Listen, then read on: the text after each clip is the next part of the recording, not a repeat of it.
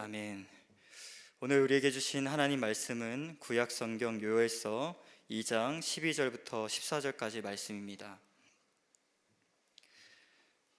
요엘서 2장 12절부터 14절까지 말씀 우리 같이 읽도록 하겠습니다. 여호와의 말씀에 너희는 이제라도 금식하고 울며 애통하고 마음을 다하여 내게로 돌아오라 하셨나니 너희는 옷을 찢지 말고 마음을 찢고 너희 하나님 여호와께로 돌아올지어다. 그는 은혜로우시며 자비로우시며 노하기를 더디하시며 인애가 크시사 뜻을 돌이켜 재앙을 내리지 아니하시나니 주께서 혹시 마음과 뜻을 돌이키시고 그 뒤에 복을 내리사 너희 하나님 여호와께서 소제와 전제를 드리게 아니하시는지 누가 알겠느냐. 아멘. 구약의 예언서들을 한 문장으로 요약하면 하나님께로 돌아가자입니다. 이스라엘 백성들이 하나님의 은혜로 구원을 받고 하나님의 백성이 되었지만 세상 문화에 휩쓸려 하나님을 떠났고 삶의 자리에서 불의와 악행을 일삼았습니다. 그러나 우리 하나님께서는 그런 이스라엘 백성들을 포기하지 않으시고 계속 예언자들을 보내셨습니다. 하나님은 예언자들을 통해서 이스라엘 백성들에게 나에게로 돌아와라, 하나님께로 돌아오라고 계속 말씀하셨던 것입니다. 이사야 31장 6절에 보시면 이스라엘 자손들아 너희는 심히 거역하던 자 하나님에게로 돌아오라 라고 했고, 또 호세아 14장 6절에도 보면 이스라엘아 내 하나님 여호와께로 돌아오라 라고 했습니다. 여기서 돌아오라는 말씀은 히브리어로 슈브입니다. 슈브는 지금 상태에서 이전 상태로 돌아가는 것을 의미합니다. 하나님을 떠난 지금 상태에서 과거에 하나님을 잘 믿고 하나님의 말씀을 붙잡았던 때로 돌아오라고 말씀하신 것입니다. 그러므로 신앙생활이라는 것은 날마다 하나님을 떠난 자리에서 다시 하나님께로, 말씀을 떠난 자리에서 다시 하나님의 말씀으로 돌아가는 생활인 줄 믿습니다. 그래서 이사야 55장 7절에 보시면 악인은 그의 길을, 불의한 자는 그의 생각을 버리고 여호와께로 돌아오라. 그리하면 하나님은 긍휼히 여기시리라. 우리 하나님께로 돌아오라. 그가 너그럽게 용서하시리라 라고 했던 것입니다. 우리가 하나님께로 돌아갈 때 용서가 있고 회복이 있다는 것을 믿으시기를 바랍니다. 그렇다면 우리가 어떻게 하나님께 돌아갈 수 있겠습니까? 또 우리가 하나님께로 돌아갈 수 있는 이유는 무엇입니까? 그리고 우리가 하나님께로 돌아가면 어떤 복을 받게 되는 것입니까? 저는 오늘 이 본문을 가지고 이 세 가지의 질문에 대한 답을 나누고자 합니다. 먼저 첫째로, 우리는 어떻게 하나님께로 돌아가야겠습니까? 오늘 본문 12절 말씀을 우리 다시 한번 읽겠습니다. 시작. 여호와의 말씀에 너희는 이제라도 금식하고 울며 애통하고 마음을 다하여 내게로 돌아오라 하셨느니. 아멘. 오늘 본문에 보면 하나님은 이스라엘 백성들에게 이제라도 돌아오라 라고 말씀했습니다. 그러므로 우리도 하나님과 멀어졌을 때 이제라도 하나님께로 돌아와야 하는 것입니다. 사람관계 안에서도 문제가 생겼을 때 그때 바로 해결을 해야지, 그냥 해결하지 않고 두면 일이 커지는 법입니다. 하나님과의 관계도 마찬가지입니다. 하나님과의 관계 안에서 일이 커지기 전에 우리는 이제라도 하나님께 돌아가 하나님과의 관계를 회복해야 하는 것입니다. 하나님께 늦게 돌아가면 늦게 돌아간 만큼 하나님이 손해가 아니라 우리가 손해이기 때문입니다. 제가 예수님을 믿고 가장 후회했던 일이 있습니다. 조금이라도 일찍 예수님을 믿을 걸, 이런 후회를 했습니다. 사실 제가 예수님을 믿을 수 있는 여러 번의 기회가 있었습니다. 저희 어머니가 집사님이셨거든요. 그래서 저를 계속 전도를 하셨습니다. 하루는 어머니가 다니시던 교회 담임 목사님이 저 하나를 전도하시겠다고 저희 집에 깜짝 신방을 하셨습니다. 집에 들어가니까 담임 목사님이 앉아 있는 거예요. 근데 비닐봉지가 놓여 있었습니다. 보니까 아이스크림이 가득 담겨져 있었습니다. 목사님이 좀 내향적이셨나 봐요. 그때 기억에 말씀을 못 하시다가 딱 한마디를 하셨습니다. 의태가 이번 주부터 교회 나와야지 라고 얘기를 했는데, 제가 그 자리에서 싫어요를 할 수가 없어서 네라고 대답을 했습니다. 하지만 저는 결국 교회를 나가지 않았습니다. 그렇게 돌고 돌아서 결국 군대에서 예수님을 믿고 구원을 받게 됐습니다. 에베소서 4장 16절에 보면 세월을 아끼라 때가 악하니라 라는 말씀이 있는데, 저는 이 말씀을 읽을 때마다 저에게 주시는 말씀처럼 들렸습니다. 이왕에 예수님을 믿을 걸 내가 조금 더 빨리 믿고 목회자의 길을 왔으면 얼마나 좋았을까.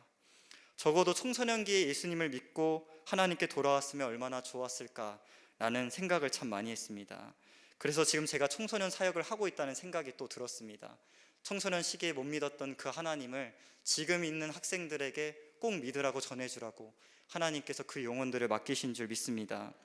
우리 성도님들도 우리 자녀들이 이왕이면 빨리 예수님을 믿을 수 있기를 기도하시는 저와 성도님들 되시길 소망합니다.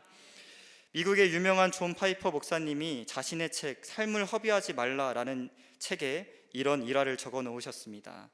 이 존 파이퍼 목사님이 자기가 어렸을 때 교회에서 소리 질렀던 한 할아버지 성도님의 그 음성이 나이가 들은 지금에도 계속 들린다는 고백을 적어 놓았습니다. 이 할아버지 성도님이 나이가 지긋히 드셔서 뒤늦게 예수님을 믿었습니다. 예수님을 믿고 나서 이 할아버지가 교회에서 소리를 지른 거예요. 억울해, 억울해, 늦게 믿은 거 억울해, 이렇게 소리를 지른 것입니다. 어린 아이였던 존 파이퍼 목사님 놀란 거예요, 그 말에. 그리고 평생 그 말이 남게 되었다는 것입니다. 그러므로 하나님께 늦게 돌아오는 것은 가장 억울한 일이고 가장 불행한 일이라는 사실을 우리가 기억할 수 있기를 소망합니다. 하나님께 쓰임받기도 짧은 인생, 우리가 하나님께 빨리 돌아가서 크게 쓰임받을 수 있는 저와 성도님들 되시기를 소망합니다. 오늘 본문 13절 상반절에 보시면 너희는 옷을 찢지 말고 마음을 찢고 너희 하나님 여호와께로 돌아올지어다 라고 했습니다. 유대인들은 애통한 일이 있을 때, 절망스러운 일이 있을 때, 거룩한 분노가 일 때 옷을 찢는 습관이 있었습니다. 창세기 37장에 보면 야곱이 사랑하는 아들이 죽었다는 소식을 듣고 옷을 찢었습니다.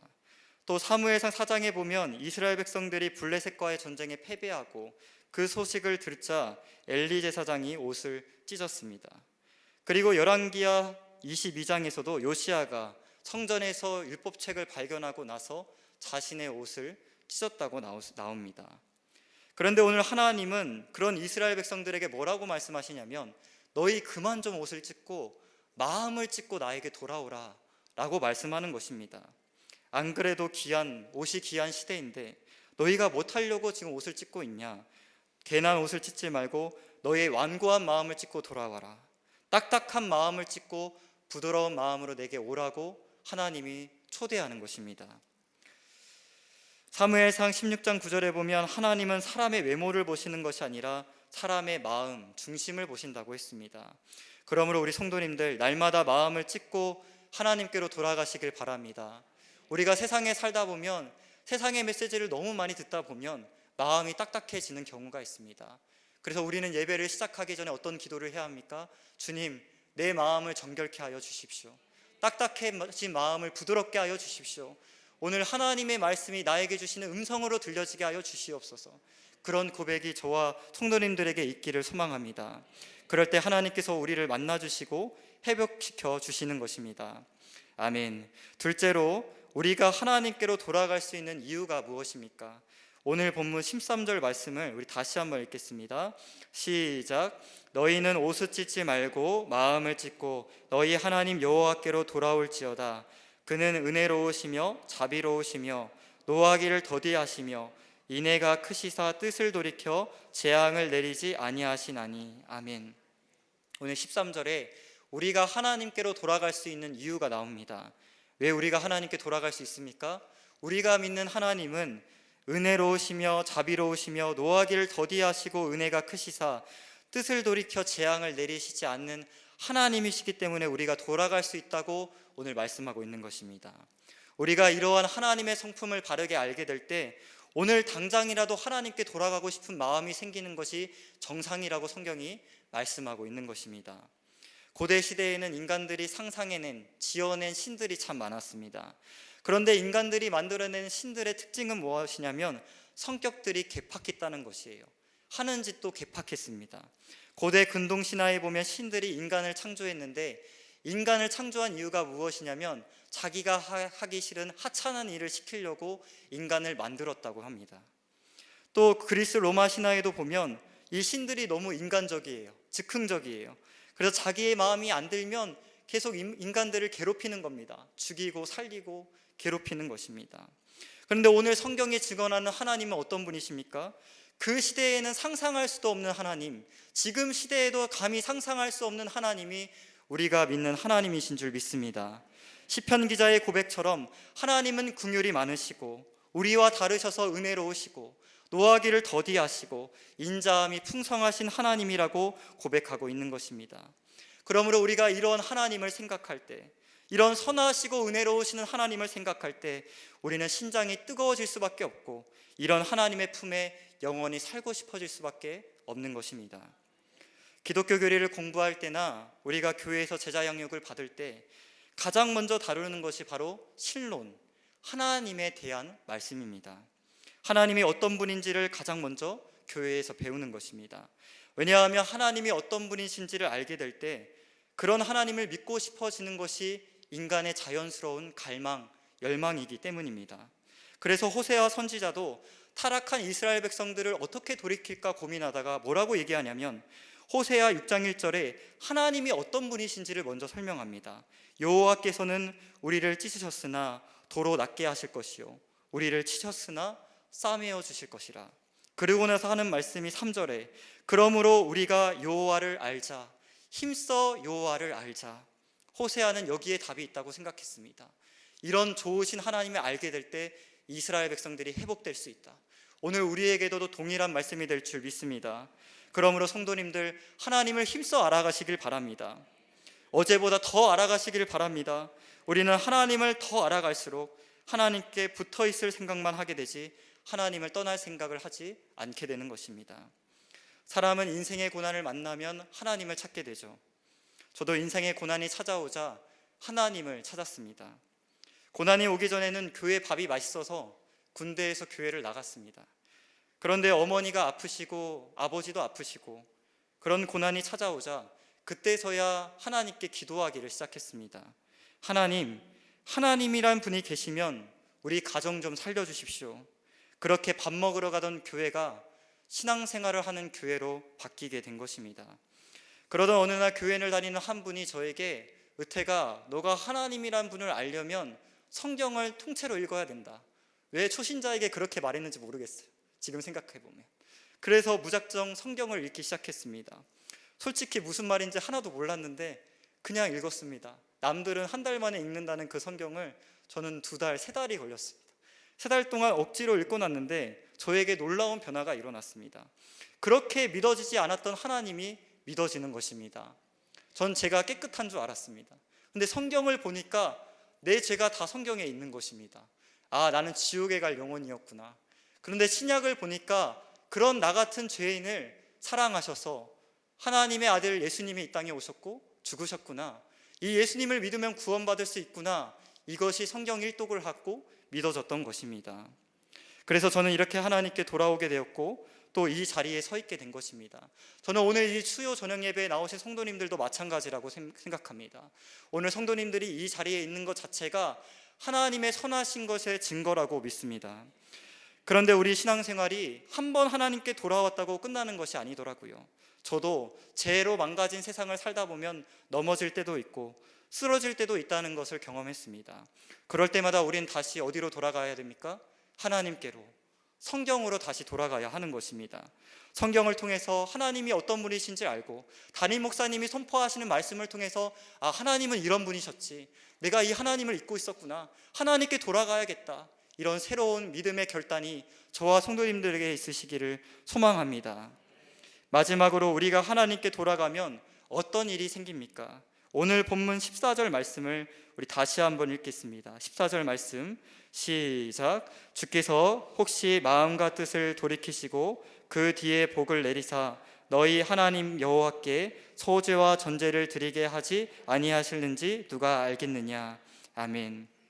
오늘 본문을 근거로 보시면 우리가 하나님께로 돌아가면 하나님께서 마음과 뜻을 돌이키사 그 뒤에 복을 주시는데 어떤 복이냐면 소제와 전제를 드리게 하시겠다. 다시 하나님께 예배 드릴 수 있는 복을 주시겠다고 성경이 말씀하고 있는 것입니다. 여기 성경에서 나오는 복, 이 복은 히브리어로 바라크입니다. 바라크는 뭐냐면 무릎을 꿇다라는 뜻입니다. 그러므로 성경이 말하는 복이 뭐냐면 우리가 생각하는 복과는 좀 다릅니다. 무릎을 꿇는 것, 하나님께 예배하는 것이 복이라고 성경이 우리에게 말씀하고 있는 것입니다. 믿지 않는 남편들, 사람들, 저희 아버지도 믿지 않아서 저희 어머니께 자주 말씀을 하셨거든요. 뭐 하려고 일요일날 교회 가냐? 일요일날 가족들과 시간을 보내야지. 왜 새벽부터 교회를 가냐? 아침에 충전하고 회사를 나가야지 라고 말합니다. 그런데 믿는 우리는 다르죠. 왜냐하면 예배가 회복이고 예배가 하나님의 힘을 얻는 시간이라는 것을 우리가 알기 때문입니다. 우리가 예배를 드릴 때 어떤 일이 일어납니까? 하나님을 만나게 됩니다. 예배를 드릴 때 어떤 일이 일어납니까? 세상이 줄 수 없는 하나님의 평안이 임하게 됩니다. 또 우리가 예배를 드릴 때 어떤 일이 일어납니까? 하나님의 사랑이 우리 안에 충만히 거하게 되는 것입니다. 또한 예배를 드릴 때 하나님과의 깊은 교제가 일어나고, 예배를 드릴 때 하늘 문이 열리고, 예배를 드릴 때 하늘의 신령한 복이 우리에게 임하는 줄 믿습니다. 그렇기 때문에 우리가 이 저녁에도 나왔고 또한 새벽에도 나오는 줄 믿습니다. 우리는 그러므로 선포해야 됩니다. 하나님, 우리가 예배드리는 것이 진짜 바라크, 나에게 복입니다 라고 고백할 수 있는 저와 성도님들 되시기를 바랍니다. 예배를 드리는 것이 복이라는 사실을 아는 사람은 누가 시키지 않아도 교회의 모든 예배를 나오게 되는 것입니다. 어떤 성도님들이 코로나 시간에 여러 사정이 있어서 교회를 나오지 못하게 되었습니다. 코로나가 잠잠해지던 어느 날 딸이 학교 앞에서 전도하던 사람을 만난 것입니다. 딸이 전도하던 사람을 보고 나서 엄마한테 얘기를 한 거예요. 엄마, 나 다시 이 교회 나갈래요. 알고 보니까 그 교회가 코로나 전에 다니던 그 교회였습니다. 그렇게 교회에 다시 나오게 되었는데 담임 목사님의 말씀을 듣고 은혜를 받은 거예요. 그렇게 교회에 정착하게 되고, 이분이 은혜를 받게 되니까 어떤 일이 일어납니까? 누가 시키지 않아도 모든 예배, 새벽 예배, 저녁 예배, 낮 집회 다 예배를 드리게 된 것입니다. 이분이 하루는 헌금을 내셨는데 헌금 내용에 이런 내용이 적혀 있었습니다. 예배 드리는 기쁨을 알게 하셔서 감사합니다. 저는 이 문구에 감동이 됐어요. 맞아, 예배 드리는 것이 기쁨이지, 감동이지. 할렐루야. 우리에게도 이런 고백이 있으시기를 소망합니다. 우리가 형식적인 예배, 습관적인 예배를 벗어나 정말 예배가 복인 것을 고백하고 감사와 기쁨으로 예배드리는 저와 성도님들 되시기를 소망합니다. 제가 청년 때에 주 6일 동안 피자 가게에서 알바를 했습니다. 300도가 넘는 화덕 앞에서 하루에 30판의 피자를 굽고, 그리고 이제 교회를 가게 되었는데요. 가장 힘들었던 게 수요 저녁 예배였어요. 너무 하나님이 만나고 싶어서 갔는데 몸에 힘이 없는 거예요. 그래서 힘도 없어서 손 들라고 했는데 손도 못 들고 그냥 이렇게 앉아 있었습니다. 근데 찬양을 듣는데 너 힘드냐? 이런 감동이 오는 거예요. 그때마다 울었습니다, 예배 시간에. 근데 신기한 건 뭐냐면 그렇게 예배를 하고 집으로 돌아오는 발걸음이 너무 가벼운 거예요. 우리 성도님들에게 그런 경험이 있으시죠? 정말 힘들었지만, 오늘 하루 정말 힘들었지만 오늘 하나님 앞에 예배 드리면 하나님이 힘주시고 나를 알아주시고 나를 붙잡아 주시기 때문에 우리는 다시 한번 세상을 살아갈 힘, 거룩히 살아갈 힘을 얻게 되는 것입니다. 그러므로 성도님들 기억하십시오. 예배는 하나님을 만나는 시간입니다. 그래서 예배가 소중한 것입니다. 저는 이 문구가 좋습니다. 우리가 하나님을 만나고 싶어하는 것보다 하나님이 우리를 더 만나고 싶어 하신다. 다시 한번 해볼까요? 우리가 하나님을 만나고 싶어 하는 것보다 하나님이 우리를 더 만나고 싶어 하신다. 오늘 이 문구를 기억하시기를 소망합니다. 우리가 그렇게 예배할 때 오늘 선하신 하나님이 오늘 이 자리에 있는 성도님들 한 분 한 분을 만나주시고 위로해 주실 줄 믿습니다. 설교를 정리합니다. 우리는 날마다 하나님께로 돌아가야 합니다. 마귀는 끊임없이 우리를 하나님께로 멀어지게 만들려고 합니다. 그러므로 우리는 매일 마귀를 대적하고 하나님께 더 가까이 나아가야 합니다. 그러기 위해서 우리는 먼저 이 딱딱해진 마음을 부드럽게 해달라고 기도해야 하는 것입니다. 예배 전에 일찍 오셔서 기도하시길 바랍니다. 주님, 내 마음을 새롭게 하여 주십시오. 예배할 수 있는 영을 부어주십시오. 그럴 때 하나님을 만나게 되고 하나님이 어떤 분이신지 다시 한번 깨닫게 되고, 아 맞아, 하나님은 선하신 분이셨지, 하나님은 은혜로우시고 자비로우시고 노하기를 더디하시고 은혜가 크신 분이었지, 우리가 다시 하나님을 만나게 되고 예배드리는 것이 복이라는 것을 깨닫게 될 줄 믿습니다. 오늘 이 예배를 통해서 그런 복이 저와 성도님들에게 온전히 임하시기를 소망합니다. 기도하겠습니다. 참 좋으신 하나님 아버지, 오늘도 예배드리는 것이 복임을 알게 하시니 감사합니다. 오늘도 우리의 마음을 찢고 하나님 아버지께로 돌아갑니다. 하나님은 은혜로우시며 자비로우시며 노하기를 더디하시고 은혜가 크시오니 우리를 불쌍히 여겨주시고 우리를 붙잡아 주시옵소서. 특별히 하나님을 예배하는 것이 우리에게 주신 가장 큰 복이오니 평생의 기쁨으로 예배할 수 있는 저와 성도들 되게 하여 주시옵소서. 예수님의 이름으로 기도합니다. 아멘. 우리 찬송